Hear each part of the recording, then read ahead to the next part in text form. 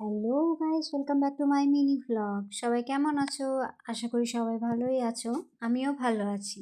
Actually আজকে আমাদের বাড়িতে একটা ইন্টারেস্টিং জিনিস হচ্ছিল, তো আমি ভাবলাম চলো তোমাদেরও এটা মিনি ভ্লগসের থ্রু দেখায়।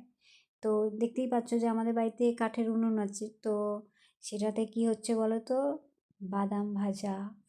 অ্যাকচুয়ালি আমার কাকা বাদামগুলো দিয়েছিল, তো ভাজাই হচ্ছিল না।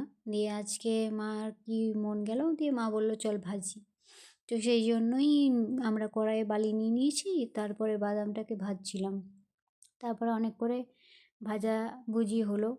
এই দেখো এখন প্রসেসিং চলছে ভাজার, আমরা নাড়াচাড়া করে নিচ্ছিলাম। দেখো এখন ভাজাগুলোকে নামাচ্ছে মা, একটা একটা করে একটা জায়গায় নিচে রাখছে, কারণ এর মধ্যে বালি আছে, তো বালিটা ঝেড়ে যাবে তাই জন্য।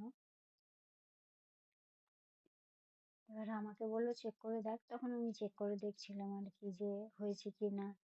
তো তারপরে দেখলাম কাঁচা কাঁচাই হয়ে আছে। তারপরে আবার এটাকে আগুনে আরেকটু দেওয়া হয়েছিল, দিয়ে তারপরে আমরা খেলাম এটা। কিন্তু খেতে ভালোই লাগছিল, খুব একটা খারাপ না।